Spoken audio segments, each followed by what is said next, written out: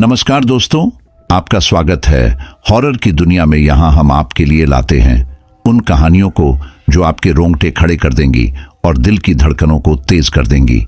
ऐसी रहस्यमयी कहानियां जहां आपको हर पल डर और खौफ का एहसास होगा। आज की हमारी कहानी है कर्ण पिशाचिनी। मेरी आपसे इतनी गुजारिश है कि आप अगर इस कहानी को पूरा सुनेंगे तो आपको सच में बहुत ज्यादा मजा आने वाला है। साथ ही अगर आप पहली बार हमारे इस चैनल पर आए हैं तो चैनल को अभी सब्सक्राइब कर लीजिए। ऐसा करने से हमारी और आपकी नज़दीकियां बढ़ जाएंगी और आगे आने वाली वीडियो आप तक आसानी से पहुंच जाएगी। तो ज़्यादा समय न लेते हुए जल्दी से अपनी कहानी को शुरू करते हैं। मेरा नाम नेहा है। मैं आज आपको अपनी जिंदगी की उस घटना के बारे में बताने जा रही हूं जिसने मेरी पूरी दुनिया को हमेशा के लिए बदल दिया। यह कहानी सिर्फ मेरे नहीं बल्कि मेरे परिवार के जीवन में आए उस खौफनाक और रहस्यमय तूफान की है जिसने हमें मौत और डर के बेहद करीब ला खड़ा किया। सब कुछ एक साधारण सी जिंदगी से शुरू हुआ। मेरा घर महाराष्ट्र के ठाणे जिले के एक छोटे से गांव में है। मेरा पति विकास एक टैक्सी ड्राइवर है और हमारा एक बेटा भी है जो 10 साल का है। हमारी जिंदगी बहुत ज्यादा आरामदायक नहीं थी, लेकिन मुझे शिकायत नहीं थी। मैं हर रोज भगवान की पूजा करती थी और हमारे घर की सुख शांति के लिए प्रार्थना करती थी। लेकिन मैं नहीं जानती थी कि हमारे छोटे से घर के चारों ओर अंधेरा धीरे धीरे अपना कब्जा जमा रहा है। चीजें बदलने लगी थीं। रात के सन्नाटे में अक्सर मुझे लगता था कि कोई मुझे देख रहा है। कभी कभी पूजा के दीपक अचानक बुझ जाते और मुझे घर में अजीब अजीब सी परछाइयां दिखती। एक रात जब सब सो रहे थे, मैंने छत पर अजीब सी आवाजें सुनी। पहले तो लगा कि शायद कोई पक्षी होगा, लेकिन जब मैं छत पर गई तो वहां कुछ भी नहीं था। फिर भी मुझे ऐसा महसूस हुआ जैसे कोई मेरे बहुत करीब खड़ा है। मैंने कई बार महसूस किया कि मेरे कमरे में कोई परछाई मेरे इर्द गिर्द घूम रही है। शुरुआत में मैंने इसे नजरअंदाज किया, सोचा शायद यह मेरा भ्रम है, लेकिन मैं गलत थी। यह सिर्फ शुरुआत थी। असली कहानी तब शुरू हुई जब विकास की मुलाकात एक अघोरी बाबा से हुई जिसने हमारे घर और हमारी जिंदगी को एक ऐसा मोड़ दिया जहां से सिर्फ अंधेरा और मौत ही नजर आती थी। यह कहानी साधारण लोगों के लालच, डर और रहस्यमयी शक्तियों के बीच की है। और मैं आपको सच बताऊं, इस कहानी को लिखते वक्त भी मुझे लगता है कि वह साया अब भी मेरी जिंदगी से गया नहीं है। तो सुनिए मेरी यह खौफनाक और रहस्यमयी कहानी जो शायद आपके रोंगटे खड़े कर दे। कर्ण पिशाचिनी, जो पहले अपनी मोहक और आकर्षक छवि के कारण लोगों को अपनी ओर आकर्षित करती है, का दूसरा रूप भय और अंधकार का साक्षात रूप होता है। जब वह अपने असली रूप में प्रकट होती है तो उसकी पूरी उपस्थिति किसी के भी दिल में डर और शांति को खत्म कर देती है। उसका रूप इतना डरावना होता है कि उसकी झलक भर से ही इंसान की आत्मा कांपने लगती है। उसकी आंखें आग की तरह जल रही होती हैं, जैसे उनमें क्रोध और घृणा का ज्वाला हो। इन आंखों में वह रहस्यमय ताकत छिपी होती है जो किसी भी इंसान के भीतर छुपे भय को उजागर कर देती है। उसकी पुतलियां इतनी बड़ी और कटी हुई होती हैं कि देखने वाले का मन भय से पिघलने लगता है। उसकी लंबी और उलझी हुई बाल हवा में उन्मुक्त हो जाती हैं, जैसे कोई तूफान उसे अपने साथ घसीट रहा हो। इन बालों से खून की धार बहती रहती है जो उसकी क्रूरता और बुराई का प्रतीक होते हैं। जैसे ही वह कदम बढ़ाती है, उसके बालों में अजीब सी गंध फैलने लगती है, एक गंध जो मरे हुए शरीर और सड़ी हुई मिट्टी की होती है। उसका चेहरा एक विकृत रूप धारण कर लेता है, जहां मांस और हड्डियां मिलकर एक डरावनी काया का रूप लेते हैं। उसकी त्वचा काली और झुलसी हुई होती है, मानो वह किसी आग के शिखा से बाहर निकली हो। उसकी हड्डियां बाहर से झलकती हैं और उनकी आकृति इतनी भयानक होती है कि देखने वाला पल भर में अपनी आंखें बंद कर लेता है। उसकी मुंह से निकलने वाली सांस, जो गर्म और गंध से भरी होती है, किसी की भी रीढ़ की हड्डी को सर्द कर देती है। उसके नाखून लंबे, धारदार और खून से सने होते हैं, जैसे वह किसी इंसान की हड्डियां चीरने के लिए तैयार खड़ी हो। ये नाखून न केवल शारीरिक रूप से बल्कि मानसिक रूप से भी डर पैदा करते हैं, क्योंकि इनकी छवि किसी भी इंसान के मन में छप जाती है और वह इसे हमेशा याद रखता है। जब कर्ण पिशाचिनी इस रूप में होती है तो उसकी उपस्थिति से आसपास की पूरी हवा में अजीब सी सिहरन पैदा हो जाती है। ये उस जगह को शांति से दूर कर देती है और वहां एक गहरी अंधेरी खामोशी समा जाती है। जब वह बोलती है तो उसकी आवाज गहरी और गूंजती हुई होती है, जैसे कि वह किसी अंधेरे गुफा के अंदर से आ रही हो। उसकी आवाज में ऐसी शक्ति होती है कि वह सामने वाले की आत्मा को छेड़ देती है। जब वह हंसती है तो उसकी हंसी की गूंज इतनी खौफनाक होती है कि वह सुनने वालों के दिलों में एक दहशत पैदा कर देती है। उसकी हंसी कानों में चुभने जैसी होती है, जैसे वह खुद आपकी आत्मा को निगलने का प्रयास कर रही हो। उसकी हंसी सुनते ही एक डर का सैलाब सा मन में उमड़ने लगता है, जिसे शब्दों में नहीं व्यक्त किया जा सकता। कर्ण पिशाचिनी के दूसरे रूप में उसकी उपस्थिति से वातावरण में घना अंधकार छा जाता है। जहां वह खड़ी होती है वहां की हवा भी बर्फीली और ठंडी हो जाती है। उसकी शक्तियों का एहसास करने के बाद इंसान का दिल डर से रुकने लगता है। उसके शरीर से जो राख और धुआं निकलता है वह आसपास की सारी चीजों को भस्म कर देता है और कुछ ही देर में उस जगह की हरियाली और जीवन की निशानियां खत्म हो जाती हैं। वह केवल विनाश की तस्वीर बनकर रह जाती है। कर्ण पिशाचिनी का यह रूप कोई साधारण प्रेत आत्मा नहीं, बल्कि एक ऐसी अदृश्य शक्ति का रूप होता है जो किसी की भी जिंदगी से सब कुछ छीन सकती है। वह इंसान को इस कदर अपने वश में कर लेती है कि उसकी आत्मा तक डर से कांपने लगती है। इस रूप में वह किसी को भी नहीं छोड़ती, चाहे वह व्यक्ति कितना भी शक्तिशाली क्यों न हो। अगर कोई उसकी शर्तों का उल्लंघन करता है या उसे नजरअंदाज करने की कोशिश करता है तो यह रूप उसे तबाही के कगार तक पहुंचा देता है। जब कर्ण पिशाचिनी अपने असली रूप में आकर अपना कहर बरपाती है तो उसकी सजा इतनी भयानक होती है कि वह पूरी जिंदगी उस इंसान के मन में एक गहरे डर की छाप छोड़ जाती है, जिसे वह कभी नहीं भूल सकता। किसी को भी उसकी इस रूप से मिलने का तो सवाल ही नहीं उठता, क्योंकि इस रूप से सामना होने पर मृत्यु से भी बुरा एहसास होता है। इस रूप में कर्ण पिशाचिनी न केवल शारीरिक रूप से बल्कि मानसिक रूप से भी इंसान को तोड़ देती है। उसके सामने आकर इंसान की आत्मा डर, लालच और आस्था से परे एक खौफनाक अनुभव से गुजरती है, जिससे वह कभी उबर नहीं सकता।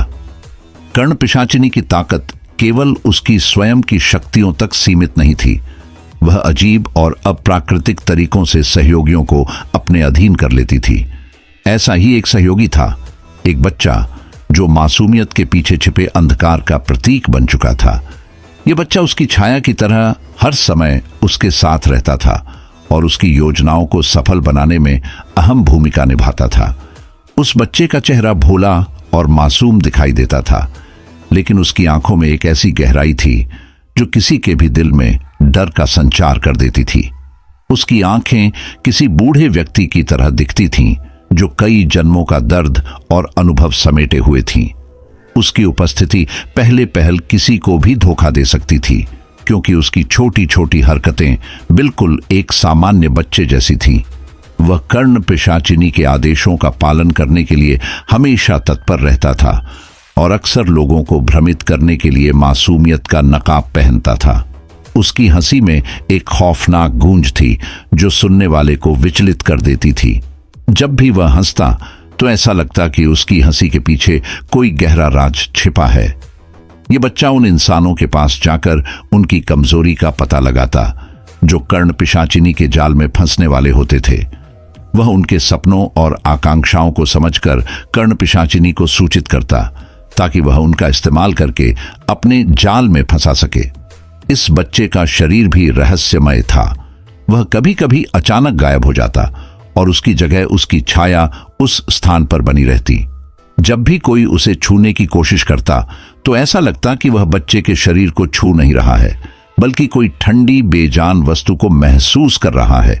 उसकी त्वचा इतनी ठंडी होती थी कि उसके पास बैठने मात्र से शरीर कांपने लगता।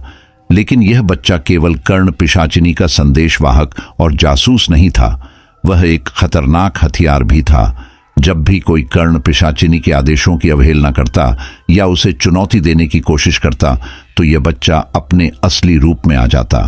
उसके भोले चेहरे के पीछे छिपा राक्षसी रूप इतना भयावह था कि सामने वाला व्यक्ति डर के मारे वहीं बेहोश हो जाता।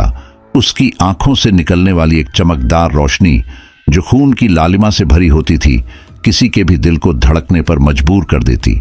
उसकी आवाज जो सामान्यतः मासूम और मीठी होती थी, अचानक गहरी और भयानक हो जाती। वह चिल्लाता, रोता या किसी मृतात्मा की तरह बोलता, जिससे आसपास का वातावरण डरावना बन जाता। लोग अक्सर उसकी चाल में फंस जाते क्योंकि उसका हर शब्द एक मंत्र जैसा असर करता था। वह जो कहता, सुनने वाले को वही करने पर मजबूर कर देता। कर्ण पिशाचिनी ने इस बच्चे को अपने सहयोगी के रूप में इसलिए चुना था क्योंकि मासूम बच्चों पर किसी को शक नहीं होता। वह इस बच्चे का उपयोग अपने जाल को फैलाने और नए शिकार को फंसाने के लिए करती थी। कई बार यह बच्चा किसी परिवार के सदस्य के रूप में प्रकट होता था, कभी किसी खोए हुए बच्चे के रूप में और कभी एक भूले भटके यात्री के रूप में। उसकी इस क्षमता ने कर्ण पिशाचिनी को अजेय बना दिया था, लेकिन यह बच्चा कोई साधारण आत्मा नहीं था। वह स्वयं भी एक प्राचीन रहस्य से जुड़ा हुआ था। ऐसा कहा जाता है कि यह बच्चा एक बार एक गरीब परिवार का सदस्य था जो कर्ण पिशाचिनी की लालच भरी दुनिया का शिकार बन गया था। उसे अपनी इच्छाओं की पूर्ति के लिए कर्ण पिशाचिनी के साथ एक समझौता करना पड़ा और इस समझौते ने उसकी आत्मा को हमेशा के लिए उसके वश में कर लिया। अब वह केवल एक कठपुतली था जो कर्ण पिशाचिनी के इशारों पर नाचता था। उसका अस्तित्व इस बात का प्रतीक था कि लालच और अधर्म का रास्ता इंसान को कितना अंधकार में धकेल सकता है। बच्चा जो कभी मासूमियत और जीवन का प्रतीक था, अब एक ऐसे भयानक अंधकार का प्रतिनिधि बन चुका था जो इंसानों को उनकी बर्बादी की ओर ले जाता था। उसकी कहानी डराती भी थी और सिखाती भी थी कि लालच और शक्ति का जुनून इंसान को कैसे विनाश की ओर धकेल सकता है। इस बच्चे की उपस्थिति, उसकी खौफनाक हरकतें और उसके साथ जुड़े रहस्य उसे कर्ण पिशाचिनी का सबसे खतरनाक और प्रभावशाली सहयोगी बनाते थे। उसकी कहानी लोगों को यह सोचने पर मजबूर कर देती थी कि जो सामने दिखाई देता है वह हमेशा सच नहीं होता। कर्ण पिशाचिनी के जाल में फंसे लोगों में से सबसे चर्चित था वह मंत्री जो राजनीति के अंधेरे गलियारों में अपनी महत्वाकांक्षाओं के लिए किसी भी हद तक जाने को तैयार था। उसका सच इतना भयावह और रहस्यमयी था कि जानने वाले की रूह कांप जाती। यह कहानी शुरू होती है तब जब वह मंत्री केवल एक साधारण विधायक था। उसकी लालसा सत्ता के शिखर पर पहुंचने की थी, लेकिन उसे एहसास हो गया था कि उसके पास न तो पर्याप्त समर्थन था और न ही कोई खास पहचान। उसकी राजनीति में महत्वाकांक्षा ने उसे सही और गलत के बीच का फर्क भुला दिया था। एक दिन किसी ने उसे एक अघोरी के बारे में बताया जो इंसान की इच्छाओं को पूरी करने में सक्षम था। अपनी शक्ति और पद के लालच में मंत्री ने उस अघोरी से संपर्क किया। अघोरी ने उसे बताया कि उसकी इच्छाएं पूरी हो सकती हैं, लेकिन इसके लिए उसे एक ऐसी आत्मा के संपर्क में आना होगा जो इस दुनिया की नहीं है। यही वह पहली बार कर्ण पिशाचिनी से मिला। कर्ण पिशाचिनी ने उसे उसका सपना पूरा करने का वादा किया, लेकिन इसके बदले उसे अपनी आत्मा और विवेक को पूरी तरह से छोड़ना था। मंत्री को कोई परवाह नहीं थी। उसने बिना सोचे समझे यह सौदा स्वीकार कर लिया। कुछ ही दिनों बाद मंत्री की किस्मत बदलने लगी। पार्टी के बड़े नेता अचानक उसकी तारीफ करने लगे। एक बैठक में उसे गृह मंत्री का पद सौंप दिया गया। मंत्री ने इसे अपनी चालाकी और भाग्य का नतीजा समझा, लेकिन सच्चाई कुछ और ही थी। कर्ण पिशाचिनी ने मंत्री को एक और तोहफा दिया, लोगों के राज्य जानने की शक्ति। अब वह जानता था कि कौन उसके खिलाफ साजिश रच रहा है, कौन उसे समर्थन दे सकता है और कौन उसका दुश्मन है। यह शक्ति मंत्री के लिए एक वरदान बन गई। उसने अपनी राजनीतिक शक्ति का उपयोग करते हुए विरोधियों को खत्म करना शुरू कर दिया, लेकिन यह शक्ति मुफ्त में नहीं आई थी। कर्ण पिशाचिनी ने मंत्री से कुछ वचन लिए थे। सबसे बड़ा वचन यह था कि मंत्री हर अमावस्या की रात उसे श्रद्धांजलि देगा। वह श्रद्धांजलि किसी भी इंसान की जान के रूप में हो सकती थी। शुरुआत में मंत्री ने अपने राजनीतिक विरोधियों को निशाना बनाया। वह उन्हें कर्ण पिशाचिनी के लिए बलिदान कर देता और बदले में अपनी शक्ति और पद को मजबूत करता गया। लेकिन धीरे धीरे मंत्री के अंदर का इंसान पूरी तरह खत्म हो गया। वह अपने ही समर्थकों को बलिदान देने लगा। उसकी हवस इतनी बढ़ गई कि उसने अपने सबसे करीबी सहयोगियों को भी नहीं छोड़ा। अब उसके लिए केवल सत्ता मायने रखती थी। एक रात जब मंत्री ने कर्ण पिशाचिनी को श्रद्धांजलि देने से मना कर दिया क्योंकि उसे लगा कि अब वह अजेय हो चुका है, तो कर्ण पिशाचिनी ने अपना असली रंग दिखाया। उसने मंत्री को याद दिलाया कि वह केवल उसकी कठपुतली है। मंत्री के सपनों में अजीब अजीब दृश्य आने लगे। उसे रातों में आवाजें सुनाई देती, कभी रोने की, कभी चीखने की। उसकी शक्ति अब उसका अभिशाप बन चुकी थी। वह जितना इसे रोकने की कोशिश करता, उतना ही गहरे अंधकार में डूबता गया। उसके शरीर पर अजीब निशान बनने लगे, जैसे किसी ने आग से जलाया हो। धीरे धीरे उसकी आंखों में एक अजीब चमक आ गई, जो सामान्य इंसानों की नहीं हो सकती थी। मंत्री का सच, जो अब तक छुपा हुआ था, धीरे धीरे उजागर होने लगा। लोग उसकी बढ़ती शक्ति और अचानक हुई तरक्की को लेकर बातें करने लगे। कुछ ने उसे काला जादू करने वाला कहा, तो कुछ ने उसे पिशाचिनी का दास। लेकिन मंत्री इस सब पर ध्यान नहीं देता था।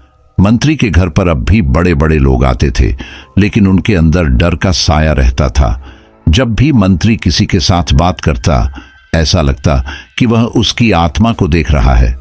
उसकी आवाज में एक अजीब सी गूंज थी, जो सामने वाले को विचलित कर देती थी। लेकिन मंत्री का अंत करीब था। एक दिन जब उसने कर्ण पिशाचिनी को अंतिम श्रद्धांजलि देने से इनकार कर दिया, तो उसने मंत्री को चेतावनी दी। उसने कहा, जो मेरे साथ वचन तोड़ता है, वह अपनी आत्मा के साथ साथ अपना सब कुछ खो देता है। तुमने जो बोया है, अब उसे काटने का समय आ गया है। अगले ही दिन मंत्री के खिलाफ एक बड़ा भ्रष्टाचार घोटाला उजागर हुआ। उसकी सत्ता, उसका पद और उसका पैसा, सब कुछ छिन गया। कर्ण पिशाचिनी ने उसे छोड़ दिया, लेकिन जाते जाते वह उसे एक शाप देकर गई। अब मंत्री हमेशा के लिए अपने भय और पागलपन का कैदी बन गया। मंत्री का सच यह सिखाता है कि सत्ता और लालच के पीछे भागने वाले व्यक्ति का अंत कितना भयावह हो सकता है। कर्ण पिशाचिनी ने उसे उसकी इच्छाएं दी, लेकिन बदले में उससे उसकी आत्मा और इंसानियत छीन ली। अब वह केवल एक खाली खोल था, जो अंधेरे में भटकता रहता था।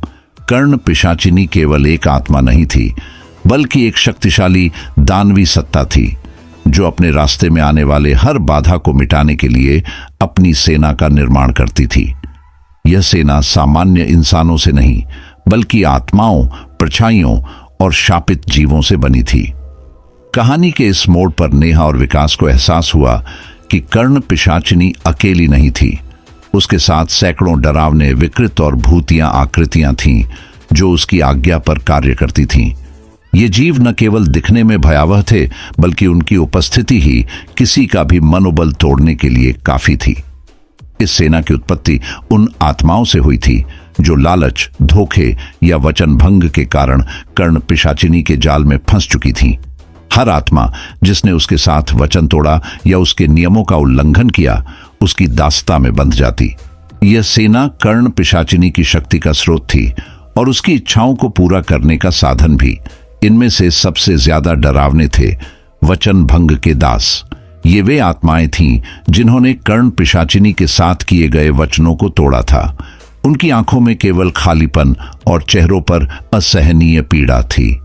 वे किसी भी इंसान को एक नजर में पागल बना सकते थे। उनकी चाल धीमी लेकिन खतरनाक थी। इसके अलावा उसकी सेना में कुछ भूतिया रक्षक भी थे, जिन्हें काली छाया कहा जाता था। ये काले धुंध जैसे जीव थे, जिनकी आकृति स्पष्ट नहीं थी। वे रात के अंधेरे में छिपे रहते और अपने लक्ष्य पर अचानक हमला करते। काली छायाएं शिकार को पकड़कर उसे कर्ण पिशाचिनी के पास ले जाती, जहां वह उसे अपनी सेना में बदल देती। नेहा और विकास ने पहली बार इस सेना का सामना तब किया जब उन्होंने कर्ण पिशाचिनी को रोकने की कोशिश की। उस रात उनके घर में अजीब घटनाएं शुरू हो गईं। दीवारों पर परछाइयां दौड़ने लगीं, हवा में अजीब सी फुसफुसाहट गूंजने लगी। उनके बच्चे के कमरे से अचानक तेज रोशनी निकलने लगी और जब वे वहां पहुंचे तो देखा कि बच्चे के चारों ओर कुछ धुंधले जीव खड़े थे। उनकी आंखों से लाल चमक निकल रही थी और वे बच्चे को उठाकर हवा में घुमा रहे थे। नेहा ने साहस जुटाकर मंत्रों का जाप शुरू किया, लेकिन उन जीवों पर इसका असर नहीं हुआ। तभी एक लंबी काली आकृति उनके सामने आई और एक गूंजती हुई आवाज में बोली, कर्ण पिशाचिनी को रोकने की कोशिश मत करो, यह तुम्हारी आखिरी चेतावनी है। विकास ने अपने चारों ओर देखा। कमरा अब जीवों से भर चुका था। कुछ जीव छत पर लटके हुए थे, जबकि कुछ दीवारों के अंदर से झांक रहे थे। उनकी हरकतें इतनी अजीब और असामान्य थीं कि विकास और नेहा दोनों हिल गए। कर्ण पिशाचिनी की सेना का सबसे खतरनाक सदस्य था मुखर शापित। यह एक ऐसा जीव था जो किसी की आवाज में बोल सकता था और अपने शिकार को भ्रमित कर सकता था। वह इंसानों के रिश्तों को तोड़ने और उन्हें अलग थलग करने में माहिर था। नेहा ने देखा कि यह सेना हर उस व्यक्ति के खिलाफ थी जो कर्ण पिशाचिनी के नियमों का पालन नहीं करता था। इन जीवों को किसी भी रूप में देखा जा सकता था, कभी एक बच्चा, कभी एक जानवर, तो कभी किसी परिचित इंसान के रूप में, लेकिन उनका असली रूप हमेशा विकृत और डरावना होता था। सेना का मुख्य काम था कर्ण पिशाचिनी के आदेश का पालन करना और उसकी सत्ता को बनाए रखना। वे किसी भी बाधा को खत्म करने में सक्षम थे। उनका हर कदम, हर हरकत एक जाल था जो शिकार को फंसाने के लिए बिछाया गया था। इस खौफनाक सेना का सामना करते हुए नेहा और विकास को एहसास हुआ कि कर्ण पिशाचिनी से मुक्ति केवल उसके विनाश से संभव थी, लेकिन उसकी सेना इतनी ताकतवर थी कि उसे हराना असंभव सा लग रहा था। कर्ण पिशाचिनी की सेना ने नेहा और विकास को घेर लिया था। अब उन्हें यह तय करना था कि वे इस डरावने तूफान का सामना कैसे करेंगे। क्या वे खुद को बचा पाएंगे या इस सेना का हिस्सा बन जाएंगे? उनका हर कदम अब उनके और उनके परिवार के अस्तित्व के लिए महत्वपूर्ण था। नेहा के लिए यह एक कठिन दौर था, जिसमें उसने अपने पति विकास और अपने बच्चे के लिए न केवल अपने डर का सामना किया, बल्कि एक असाधारण बलिदान भी दिया। कर्ण पिशाचिनी की काली छायाएं और उसकी सेना ने उनका जीवन पूरी तरह से अंधेरे में डुबो दिया था। जिस तरह से कर्ण पिशाचिनी ने उन्हें अपने जाल में फंसाया था, वह एक डरावना और अविश्वसनीय अनुभव था। लेकिन अब नेहा को यह एहसास हो चुका था कि उसे अपने परिवार को बचाने के लिए कुछ बड़ा करना होगा। विकास अब पूरी तरह से कर्ण पिशाचिनी के जाल में फंस चुका था। वह अपने अहंकार और लालच के कारण अंधा हो गया था और अब उसे अपने किए गए वचनों का कोई पछतावा नहीं था। उसने अपना मानवत्व खो दिया था और एक ऐसे अंधेरे रास्ते पर चल पड़ा था जिसे कोई लौट कर नहीं आता। कर्ण पिशाचिनी की शक्ति उसे पूरी तरह से जकड़ चुकी थी और वह अब उसकी शरण में था। एक रात जब विकास अपनी ताकत और दौलत के साथ अपने नए जीवन में मस्त था, नेहा ने महसूस किया कि अब समय आ गया है कि वह खुद को बलिदान करके अपने परिवार और पति को इस खतरनाक पिशाचिनी से मुक्त कराए। उसे यह समझ में आ चुका था कि कर्ण पिशाचिनी की सेना का विनाश केवल उसके खुद के बलिदान से ही हो सकता था। नेहा ने एक आखिरी बार अपने बच्चे को गले लगाया और विकास से कहा, तुमसे बहुत प्यार करती हूं, लेकिन अब मुझे तुमसे ज्यादा अपने परिवार की रक्षा करनी है। विकास ने उसकी बातें सुनी, लेकिन वह अब इस दुनिया से अलग हो चुका था। वह अब उसकी बातों पर ध्यान नहीं दे रहा था, क्योंकि उसकी दुनिया पूरी तरह से कर्ण पिशाचिनी के आदेशों से संचालित हो रही थी। नेहा ने एक गहरी सांस ली और भगवान से प्रार्थना की कि उसकी आत्मा को शांति मिले और उसका बलिदान उनके परिवार को कष्टों से मुक्त करे। उसने अघोरी बाबा को बुलाया, वही बाबा जिसे विकास ने कर्ण पिशाचिनी की शक्ति प्राप्त करने के लिए पूजा था। बाबा ने नेहा से कहा, तुम्हें जो करना होगा वह तुम्हें अपनी आत्मा से महसूस होगा। कर्ण पिशाचिनी को हराने का एक ही तरीका है, तुम्हारा बलिदान। नेहा ने अपनी आखिरी प्रार्थना की और उस अंधेरे कमरे में बैठी जहां कर्ण पिशाचिनी की सेना घेरने के लिए तैयार थी। जैसे ही नेहा ने अपना शरीर और आत्मा शांति के लिए समर्पित किया, कर्ण पिशाचिनी ने अपनी पूरी शक्ति के साथ उस पर हमला किया। एक अजीब सी सर्द हवा कमरे में घुसी और अचानक पूरे घर में अजीब सी चुप्पी हो गई। कर्ण पिशाचिनी की हंसी रुक गई और फिर वह घबराई हुई आवाज में बोली, तुमने यह क्या किया? नेहा, तुम मेरे हाथों से बचने का रास्ता ढूंढ रहे हो। लेकिन नेहा का आत्मबल इतना मजबूत था कि कर्ण पिशाचिनी को उसकी शक्ति को शरण में लेने का कोई मौका नहीं मिला। जैसे ही नेहा ने अपने शरीर और आत्मा को समर्पित किया, कर्ण पिशाचिनी की सारी सेना और उसकी शक्ति धीरे धीरे कमजोर होने लगी। उसकी सेना एक एक करके अदृश्य होने लगी और कर्ण पिशाचिनी की खुद की शक्तियां भी कम होने लगीं। नेहा ने अपना बलिदान दिया और उसकी आत्मा ने कर्ण पिशाचिनी के अंधेरे साम्राज्य को समाप्त कर दिया। जब बाबा ने हवन की अग्नि को आशीर्वाद दिया तो नेहा की आत्मा शांति से ऊपर उठ गई और उसके बाद घर में शांति का वातावरण छा गया। कर्ण पिशाचिनी की सच्ची हार यहीं से शुरू हुई, क्योंकि उसका सबसे मजबूत स्रोत नेहा का बलिदान उसे उसकी शक्ति से पूरी तरह से वंचित कर चुका था। विकास ने अपनी गलती को समझा, लेकिन अब बहुत देर हो चुकी थी। उसने अपनी पत्नी की आत्मा के बलिदान से प्रेरित होकर अपनी हरकतों का पश्चाताप किया, लेकिन यह तब तक था जब तक कि कर्ण पिशाचिनी की शक्तियां पूरी तरह समाप्त नहीं हो गईं। कर्ण पिशाचिनी ने अपना असली रूप खो दिया और उसकी सेना भी धीरे धीरे खत्म हो गई। नेहा का बलिदान एक नए युग का आरंभ था, जिसमें कर्ण पिशाचिनी और उसकी सेना की कोई जगह नहीं थी। वह अपनी मौत के बाद भी अपनी परिवार की रक्षा में शांति का प्रतीक बन गई। उसके इस बलिदान ने विकास को यह सिखाया कि धन, दौलत और ताकत से कहीं ज्यादा अहमियत परिवार और प्यार की होती है। आज भी नेहा की आत्मा को श्रद्धांजलि दी जाती है, क्योंकि उसने अपने परिवार के लिए वह सबसे बड़ा बलिदान दिया जो कोई और नहीं दे सकता था। जब से विकास ने अघोरी बाबा से शक्ति प्राप्त की थी, उसका जीवन पूरी तरह से बदल चुका था।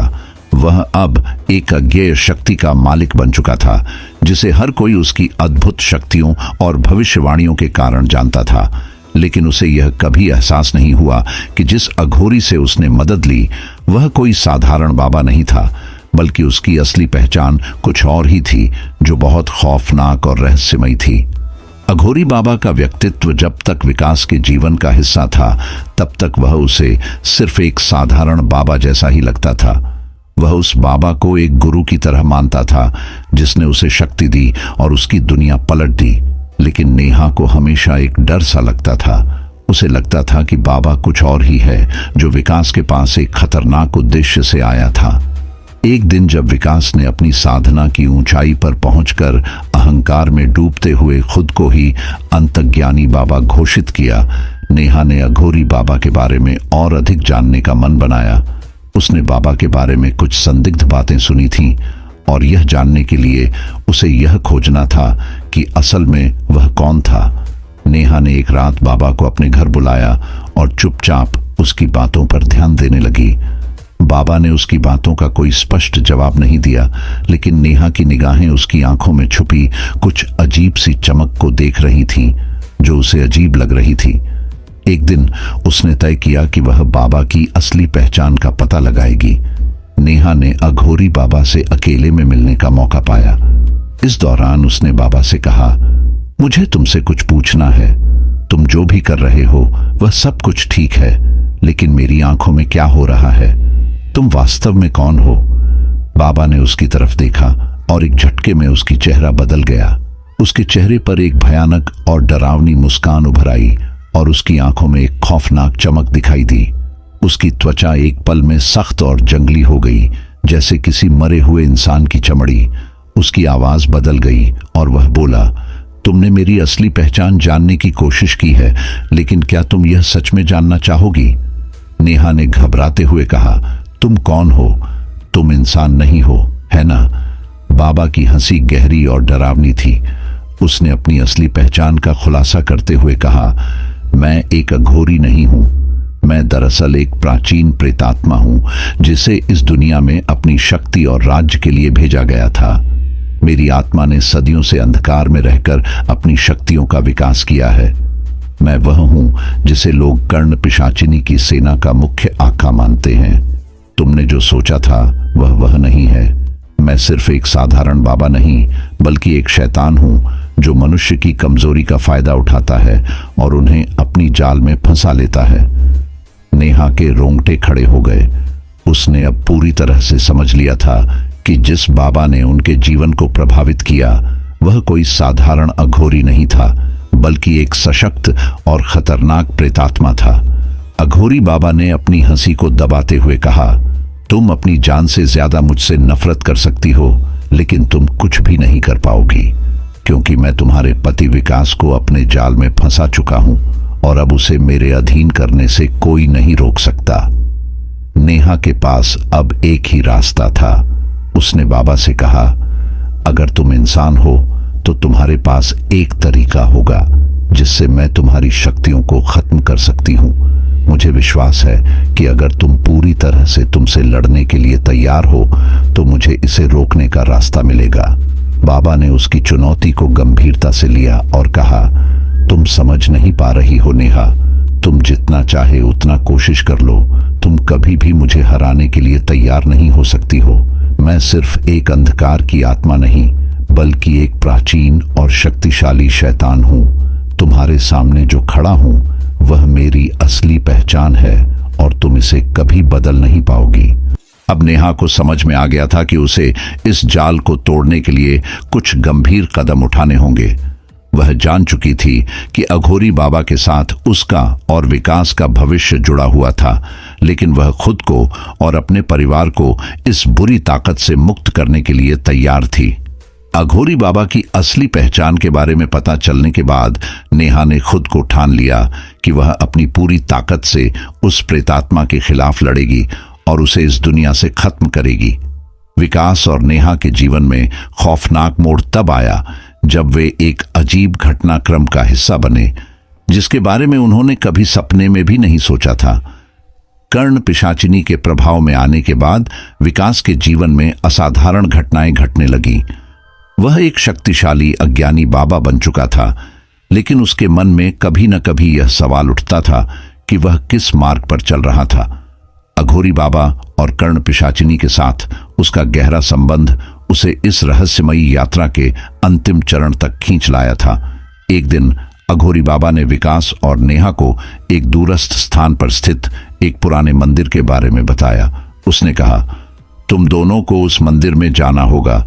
वहां पर एक रहस्य छिपा है जो तुम्हारी यात्रा का अगला कदम होगा। यह सुनकर नेहा ने विकास से पूछा, क्या तुम सच में उस मंदिर में जाना चाहते हो? मुझे डर लग रहा है। लेकिन विकास, जो अब पूरी तरह से अहंकार और लालच में डूब चुका था, ने उसे शांत करते हुए कहा, मैंने बहुत कुछ देखा है नेहा, अब मुझे केवल शक्ति और सत्य चाहिए। उस मंदिर में वह शक्ति होगी जो मुझे और हमारे परिवार को अजेय बना सकती है। मंदिर तक पहुंचने के लिए उन्हें एक पुरानी और खतरनाक जंगल की राह से गुजरना पड़ा। जंगल में हर कदम पर घना अंधकार और रहस्यमयी आवाजें सुनाई दे रही थीं। जैसे जैसे वे आगे बढ़ते गए, जंगल का माहौल और भी ज्यादा खौफनाक होता गया। विकास और नेहा को ऐसा लगने लगा जैसे कोई अदृश्य शक्ति उनके आसपास मंडरा रही हो। और तभी वे मंदिर के दरवाजे तक पहुंचे। यह मंदिर बहुत पुराना और भूतहा था। उसकी दीवारों पर चिपके हुए खौफनाक निशान और उभरे हुए चेहरे जैसे प्रतीत हो रहे थे। मंदिर के भीतर गहरी शांति थी, लेकिन साथ ही एक डर भी था जो हर कोने में फैला हुआ था। अचानक एक आवाज आई जो पूरी जगह को गूंजित कर गई, तुम लोग यहाँ क्यों आए हो? यह आवाज किसी इंसान की नहीं बल्कि किसी अजीब और भयानक शक्ति की थी। विकास ने आगे बढ़ते हुए कहा, हम जानते हैं कि यहाँ कोई गुप्त शक्ति है, हमें इसे प्राप्त करना है। तभी एक प्राचीन रूप धारण किए हुए एक साधु बाबा सामने आ खड़ा हुआ। उसके चेहरे पर गहरे दाग और उसकी आंखों में जलती हुई आग की तरह चमक थी। वह साधु बाबा कोई सामान्य व्यक्ति नहीं था, बल्कि वह गुप्त मंदिर का संरक्षक था जो कर्ण पिशाचिनी से भी शक्तिशाली था। साधु बाबा ने कहा, यह मंदिर सिर्फ शक्ति प्राप्ति का स्थान नहीं है, यह एक प्राचीन रक्षा कवच है जो पूरे क्षेत्र को कर्ण पिशाचिनी और अघोरी जैसे प्रेतात्माओं से सुरक्षित रखता है। यह मंदिर तुम दोनों के लिए बहुत खतरनाक है। अगर तुम इसमें प्रवेश करते हो तो तुम अपनी जान जोखिम में डाल सकते हो। नेहा ने डरते हुए कहा, हमने सुना है कि इस मंदिर में कोई ऐसी शक्ति है जो हमारी मदद कर सकती है। हमें यहां से बचने का रास्ता चाहिए। साधु बाबा ने गहरी सांस ली और कहा, तुम दोनों को क्या लगता है? तुम यहां शक्ति पाने आए हो, लेकिन तुम्हें क्या पता कि यहां की शक्ति भी कभी खुद को कब्जे में नहीं रख सकी। यह जगह शापित है। जो भी यहां आता है उसे अपनी आत्मा को दांव पर लगाना पड़ता है। तुम दोनों के पास जितनी शक्ति होगी उतना ही तुम्हें खोना पड़ेगा। विकास ने कहा, हमारा सब कुछ दांव पर है बाबा, हमें कोई रास्ता बताइए।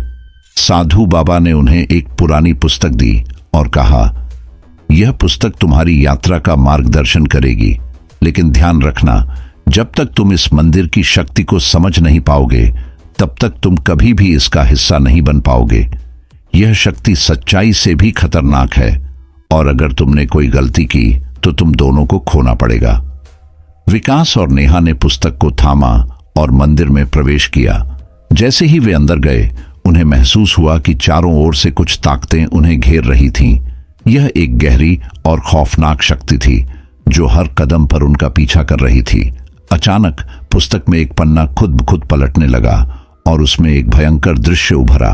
वह दृश्य था कर्ण पिशाचिनी का असली रूप, उसका शाप और वह शक्ति जिसने इस मंदिर को छुपाया था। विकास ने इसे ध्यान से पढ़ा और महसूस किया कि यह मंदिर दरअसल कर्ण पिशाचिनी की शक्ति को दबाने के लिए एक खास रक्षा कवच था जो उसने कई साल पहले बनवाया था। यह मंदिर एक बार फिर से कर्ण पिशाचिनी के लिए शापित होने वाला था और उस दिन के बाद उसका असली रूप फिर से प्रकट होगा। नेहा को यह सब देखकर डर लगने लगा, लेकिन विकास ने उसे आश्वस्त करते हुए कहा, हम यह शक्ति प्राप्त करेंगे और हर डर को मात देंगे। यह मंदिर हमारे लिए एक द्वार होगा जो हमें अजेय बना देगा। मंदिर का रहस्य अब धीरे धीरे उभरने लगा था और विकास और नेहा दोनों ही इस रहस्यमयी ताकत के और करीब पहुंच रहे थे। लेकिन एक चेतावनी भी थी, यह शक्ति जब तुम पर पूरी तरह से काबिज हो जाएगी तो तुम इसे अपने जीवन से बाहर नहीं निकाल सकोगे। यह गुप्त मंदिर अब उनकी यात्रा का अहम हिस्सा बन चुका था और अब वे जान गए थे कि उनका सामना कुछ बेहद खतरनाक और रहस्यमयी ताकतों से होने वाला था। नेहा और विकास की यात्रा अब अपने अंतिम पड़ाव की ओर बढ़ रही थी और उनका सामना कुछ ऐसे खतरों से था जिनके बारे में वे पहले कभी सोच भी नहीं सकते थे। कर्ण पिशाचिनी की साजिशें और अघोरी के अंधेरे रहस्य अब उनके जीवन का हिस्सा बन चुके थे और अब एक नई भयंकर चुनौती उनके सामने थी, नेहा की आत्मा का पुनर्जन्म। यह वह समय था जब नेहा को यह एहसास हुआ कि उसकी यात्रा का एक और भयावह मोड़ आ चुका है। कर्ण पिशाचिनी की शक्ति ने उसे अपनी गिरफ्त में लेना शुरू कर दिया था और अब वह महसूस कर रही थी कि उसकी आत्मा कहीं खो रही है, जैसे वह किसी और के नियंत्रण में जा रही हो। उसने अपनी आंखों में अजीब सी बेचैनी और डर देखा था, लेकिन उसने विकास से इसे छिपा लिया। वह चाहती थी कि विकास को कोई भी असमंजस न हो, क्योंकि वह जानती थी कि अगर उसने इस डर का इजहार किया तो वह और भी परेशान होगा। एक रात जब नेहा गहरी नींद में थी, उसे एक अजीब सपना आया। सपने में वह एक पुरानी हवेली में थी जहां एक विशाल पीपल का पेड़ था और उसके पास खड़ी एक कटी फटी आकृति थी जो उसे पुकार रही थी। वह आकृति उसकी तरह ही दिखती थी, लेकिन उसमें एक भयंकर और गहरी खामोशी थी। जैसे ही नेहा उस आकृति के पास पहुंची, वह अचानक मुस्कुराई और बोली, तुमने अपनी आत्मा को खो दिया है नेहा, अब यह मुझे तुमसे वापस ले जाने का समय है। नेहा घबराई हुई जाग गई और बुरी तरह कांपने लगी। उसकी पूरी रात इसी डर में बीती कि क्या उसका सपना सच्चाई बन जाएगा। क्या वह अपनी आत्मा को खो चुकी थी? कुछ दिन बाद अघोरी बाबा ने उसे और विकास को एक विशेष स्थान पर जाने को कहा। यह स्थान एक पुराना और शापित स्थल था जो कर्ण पिशाचिनी के वश में था। अघोरी बाबा ने कहा, यह वह जगह है जहां तुम्हारी आत्मा का अंतिम परीक्षण होगा। नेहा, अगर तुमने यहां सही कदम उठाया तो तुम्हारी आत्मा को पुनर्जन्म मिलेगा और तुम फिर से अपने जीवन को सशक्त बना सकोगी। लेकिन अगर तुमने कोई गलती की तो तुम योंग युएन के लिए इस अंधेरे में खो जाओगी। नेहा ने डरते हुए विकास से कहा, मुझे लगता है कि मेरी आत्मा कहीं खो रही है। मुझे डर है कि मुझे पुनर्जन्म की प्रक्रिया में कभी कोई रास्ता नहीं मिलेगा। विकास ने उसे दिलासा देते हुए कहा, तुम मुझे छोड़ मत दो नेहा, मैं तुम्हारे साथ हूं। हम इस खतरे का सामना करेंगे। जब वे उस शापित स्थल पर पहुंचे तो वहां की स्थिति और भी डरावनी थी। पूरा वातावरण एक रहस्यमयी अंधेरे में लिपटा हुआ था। चारों ओर से कोई अदृश्य शक्ति उन्हें घेर रही थी। अघोरी बाबा ने एक मंत्र पढ़ते हुए कहा, अब तुम्हें अपनी आत्मा के साथ मिलकर उस शुद्धता की ओर बढ़ना होगा जिसे तुम भूल चुकी हो। तुम्हारा पुनर्जन्म तभी होगा जब तुम अपने भीतर की शक्ति को पहचान सकोगी। नेहा ने गहरी सांस ली और धीरे धीरे कदम बढ़ाए। जैसे जैसे वह आगे बढ़ती गई, उसे वह भूतिया आकृति फिर से नजर आई। यह वही आकृति थी जो उसके सपने में आई थी। आकृति ने मुस्कुराते हुए कहा, तुम नहीं बच सकती नेहा, अब यह सब खत्म हो चुका है। लेकिन नेहा ने खुद को शांत किया और जोर से कहा, मैं अपनी आत्मा को किसी के हवाले नहीं दूंगी। मैं खुद को पहचान चुकी हूं। और तभी उसने अपनी आंखों में जो गहरी शक्ति महसूस की, वह एक अद्भुत ऊर्जा के रूप में बाहर निकलने लगी। उसकी आत्मा में जो भय था वह अब समाप्त हो चुका था। जैसे ही वह आकृति नेहा के पास पहुंची, वह अचानक गायब हो गई। नेहा की आत्मा पूरी तरह से शुद्ध हो चुकी थी। तभी अघोरी बाबा ने कहा, तुमने सही निर्णय लिया नेहा, तुम्हारी आत्मा अब पुनर्जन्म ले चुकी है। और इसके साथ ही नेहा ने महसूस किया कि उसकी पूरी यात्रा की कड़ी अब टूट चुकी थी। अब वह पूरी तरह से मुक्त थी, कर्ण पिशाचिनी के प्रभाव से, अघोरी की काली ताकतों से और हर उस डर से जो उसकी आत्मा को काबू में करने की कोशिश कर रहे थे। नेहा अब एक नई ताकत और आत्मविश्वास के साथ अपने जीवन की ओर बढ़ी। उसकी आत्मा ने एक नए जन्म को स्वीकार किया था और अब वह अपने अस्तित्व के नए अर्थ को समझ पा रही थी। यह पुनर्जन्म उसे सिर्फ जीवन का नया मोड़ नहीं, बल्कि एक नई शुरुआत भी दे चुका था। विकास शिंदे ने अपनी जिंदगी में जिस मोड़ को छुआ था, वह एक ऐसे जाल में फंसने जैसा था जिससे निकल पाना किसी के लिए भी नामुमकिन था। शुरुआत में जब अघोरी ने उसे सिद्धियां दी थीं, वह अपनी गरीबी से मुक्ति के लिए बेताब था। लेकिन जैसे जैसे उसकी जिंदगी में शक्ति और धन आया, वह अपनी असली पहचान को भूलता चला गया। उसकी आंखों में अब केवल पैसा था और आत्मा में केवल शक्ति पाने का ख्वाब। इस ख्वाब ने उसे ऐसी अंधी गली में ढकेल दिया जहां से वापस लौट पाना असंभव था। विकास के जीवन में कर्ण पिशाचिनी के साथ साथ अघोरी बाबा की छाया भी गहरी होती जा रही थी। उसने जब से कर्ण पिशाचिनी के साथ अपनी शक्तियों को और बढ़ाया था, उसका लालच बढ़ता ही गया। पहले उसने केवल पैसों का लालच किया था, फिर उसने लोगों के राज जानने की इच्छा रखी, लेकिन अब वह अपनी हर एक ख्वाहिश को पूरा करने के लिए किसी भी हद तक जा सकता था। उसे यह समझ में नहीं आया कि अब उसकी जिंदगी केवल उस शातिर लालच के इर्द गिर्द घूमने लगी थी जिसे वह नियंत्रित नहीं कर पा रहा था। एक दिन जब वह अपने दरबार में बैठा था, एक आदमी उसके पास आया और अपनी समस्याएं सुनाने लगा। वह व्यक्ति लगातार परेशान था, उसकी आंखों में डर था और वह विकास से मदद की उम्मीद कर रहा था। उसने कहा, बाबा, मेरी जिंदगी में एक बहुत बड़ा संकट आ गया है।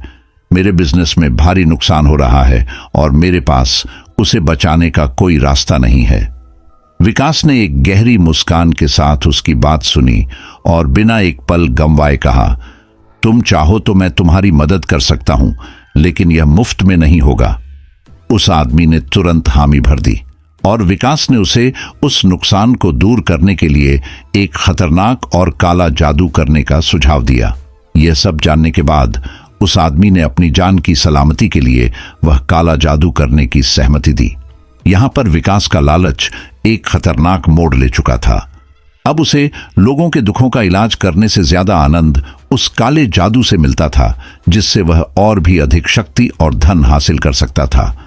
वह समझने लगा था कि हर समस्या का हल काले जादू में छुपा हुआ है।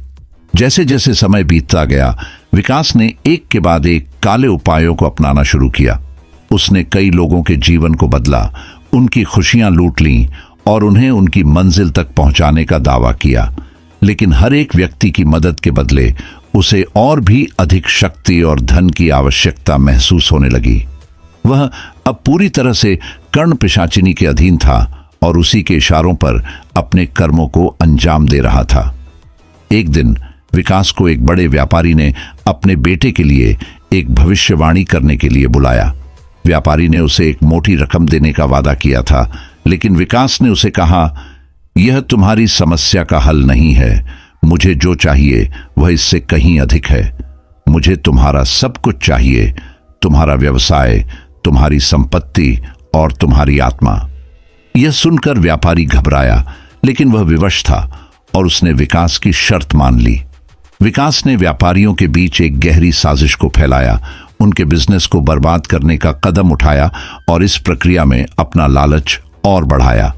लेकिन हर बार उसने एक नया उद्देश्य पाया, एक और चुनौती, एक और चीज जिसे वह हासिल करना चाहता था।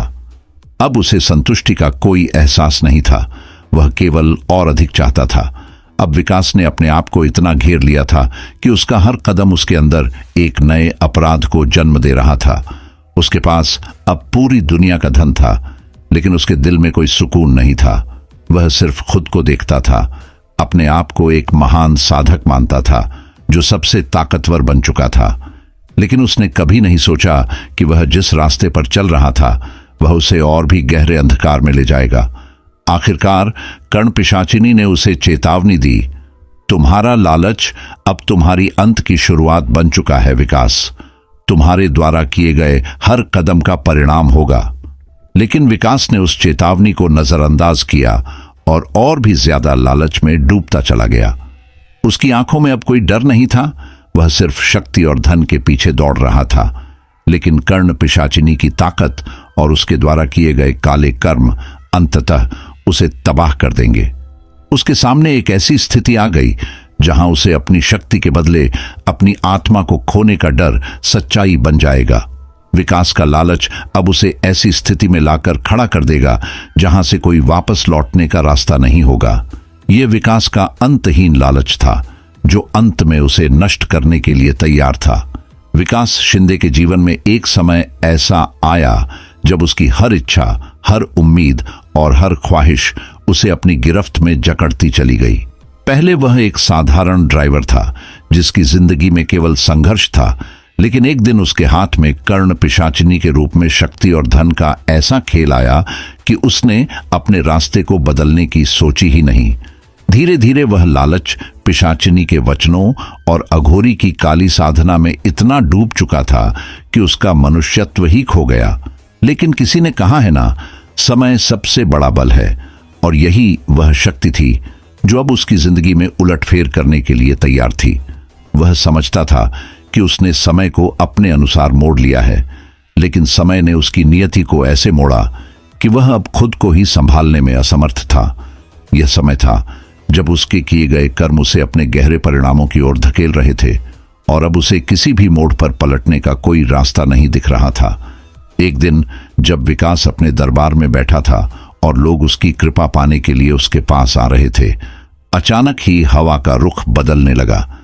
अंधेरे बादल छाने लगे और सर्द हवाओं ने उसके पूरे महल को घेर लिया। यह एक अजीब सा एहसास था, जैसे समय अपने आप में किसी गहरी उलटफेर की तैयारी कर रहा हो। उसकी आंखों में छुपा घमंड और उसकी हर हरकत जो उसने अतीत में की थी, अब एक काले और भयावह संकेत की तरह लौटकर उसकी ओर बढ़ रही थी। विकास को अचानक एक खौफनाक आवाज सुनाई दी, एक गहरी, अज्ञात और खौफनाक गूंज जो उसके कानों में घुस रही थी। वह आवाज धीरे धीरे उसकी चेतना को जकड़ने लगी और फिर एक क्षण ऐसा आया जब वह पूरी तरह से भ्रमित हो गया।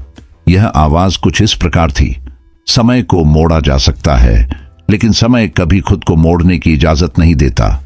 अचानक विकास की आंखों के सामने अघोरी बाबा और कर्ण पिशाचिनी के असली रूप प्रकट हुए। उन्होंने अपनी भयानक हंसी के साथ विकास को घेर लिया और विकास को समझने आया कि वह जो करता आया था वह केवल एक भ्रम था, एक खेल था जिसमें वह खुद मोहरा बन गया था।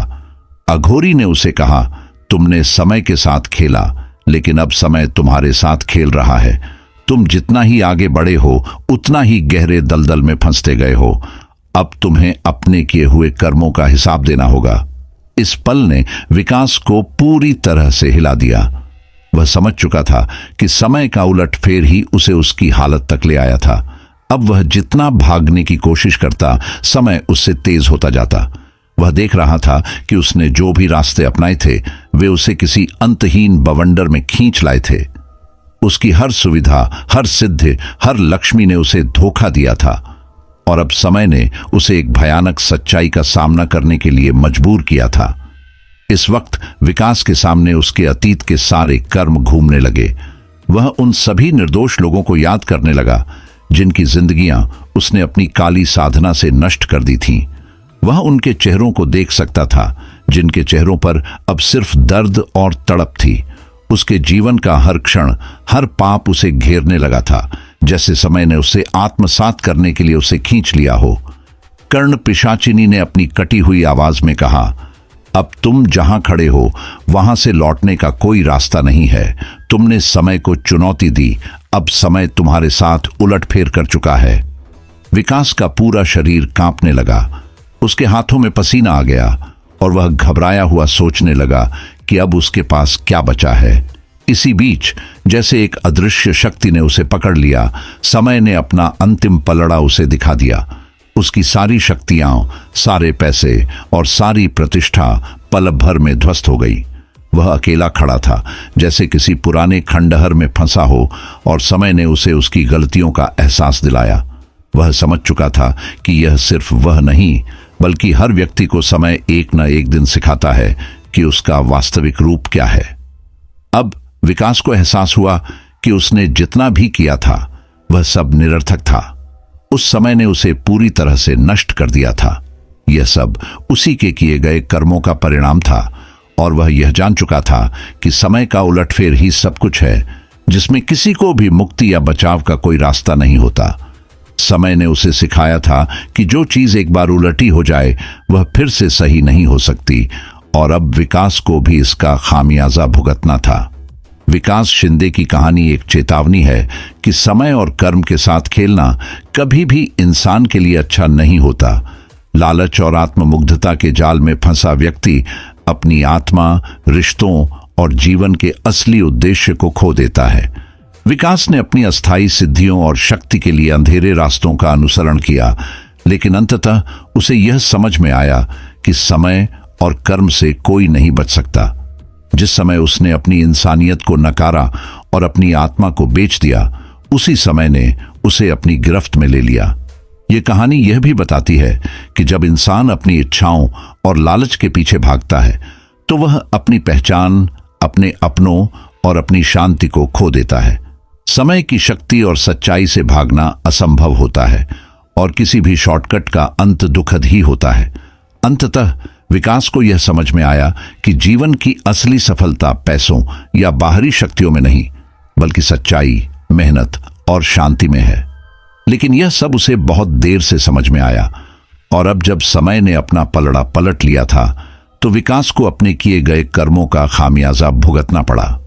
इस कहानी से हमें यह सीखने को मिलता है कि लालच, अहंकार और समय के साथ किया गया खिलवाड़ किसी को भी विनाश की ओर ले जाता है।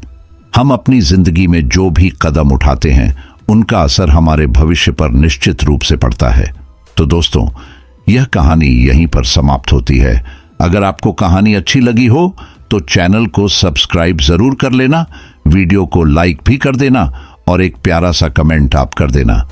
आप कहानी कहां से सुनते हैं और आपका नाम क्या है? तो अगली वीडियो में आपका शहर का नाम और आपका नाम लिया जाएगा। तो अपना और अपने परिवार का ख्याल रखना। तो दोस्तों, गुड नाइट।